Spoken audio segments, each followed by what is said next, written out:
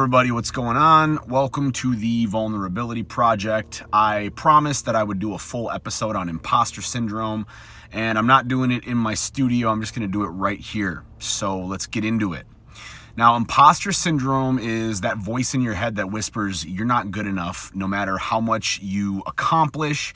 It convinces you that your success is temporary, that you just got lucky, or that you were, you're fooling everybody into thinking that you're more capable than you actually are. And maybe, that's the scariest part. It's that even when, people compliment you, say nice things, even when you get opportunities and when things are going well, you don't believe it. You don't fully grasp that it's a win or a success. Deep down, there's like this feeling that you don't really belong, right? And eventually, somebody's going to figure that out. Somebody's going to take it away. Somebody's going to tell everybody, that you're a fraud. That's imposter syndrome. And if you've ever felt it, then you know how real that feels, right? It's like a weight in your chest or a tightness in your throat. Or just a low hum of anxiety that follows you into your meetings or, onto stages or relationships, wherever and whatever you do. But it's this like constant sense that you're wearing a mask and that any minute now, somebody's going to tear the mask off and say, aha, I knew you weren't the real deal, right? Like in Scooby-Doo, right? So why does this happen? Like, why do we go through this? Well, it starts with, your mind. I mean, we all have an inner critic. It's part of the human experience, but imposter syndrome turns that critic into a bully, right? It distorts our thinking. We minimize our achievements. We compare ourselves to others constantly. We interpret constructive feedback or constructive criticism as, confirmation that we're inadequate. And we take it as an attack, and we hold ourselves to these impossible standards, right? Psychologically, I mean, this is a mix of perfectionism and fear of failure and deep-rooted belief about, our self-worth. Maybe we we're praised for our achievement as kids, and maybe we were told that we had to earn love by performing, right? By succeeding, by being the best. Or maybe, we just grew up feeling like we didn't quite fit in. So now, as grown adults, we question whether we truly belong anywhere, right? Now, physiologically, let's talk about that. This triggers a stress response, right? It's like danger, right? The amygdala, the part of your brain that's responsible for fear, lights up, and it floods your body with cortisol. And we go into the fight, flight, or freeze or fawn.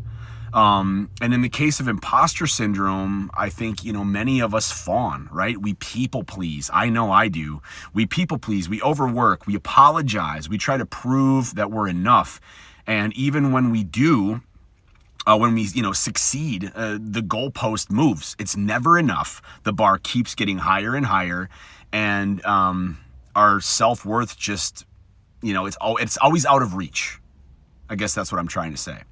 Now, personally, for me, imposter syndrome has shown up in tons of different areas of my life.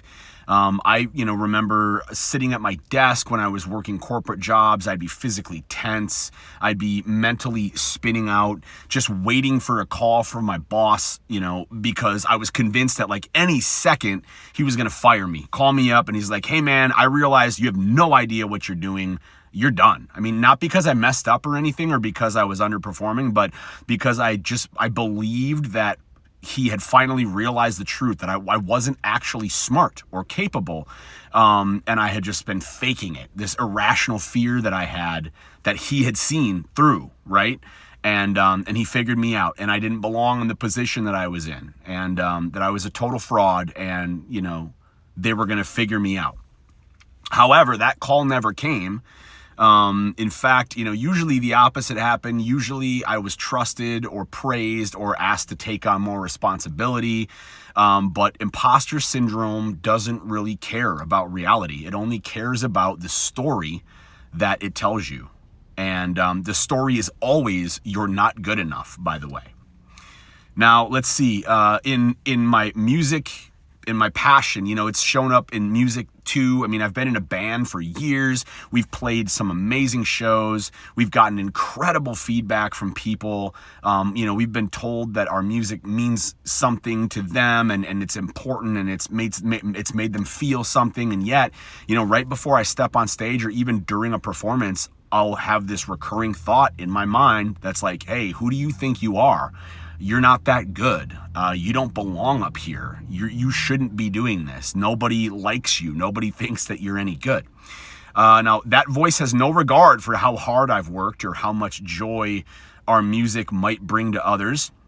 It just wants me to shrink, right? It just wants me to doubt and to feel like I need to prove something or hide. And maybe the hardest place it shows up is in relationships as well. I mean, I've been in moments with my partner where everything is fine, or more than fine, actually. And I'll just catch myself thinking, man, like one day she's going to wake up and realize I'm just not lovable, or I'm not as emotionally healthy or put together as she needs or thinks I am. And it's that fear that, people who care about us are only doing so because they haven't seen all the messy parts yet, right? Like once they see the real me, it's all over. But here's the truth. She has seen the real me, and she's still here. She's still around. And that's the imposter syndrome. That's the part that's trying to block the reality, the evidence, the love. It's trying to push all that out. So now, how do we deal with this, right? Well, the first thing we do is we have to start to break the pattern and move forward without letting this fear control us, okay? So the first step is to call it out. You got to name it, all right? So when you feel any thoughts like this, like I do, you got to say, hey, this is imposter syndrome. Say, this is a story. I'm just telling myself this story. This is not the truth. It might sound simple, but that's powerful. You got to name the demon first, right? Shame thrives in silence. Fear thrives in vagueness. But when you name it, when you give it shape and definition, then, you take its power away. You start to take its power away. Then next, you can challenge it. When your brain says, hey, you're not good enough. You shouldn't be doing this. You ask, okay, well, according to who?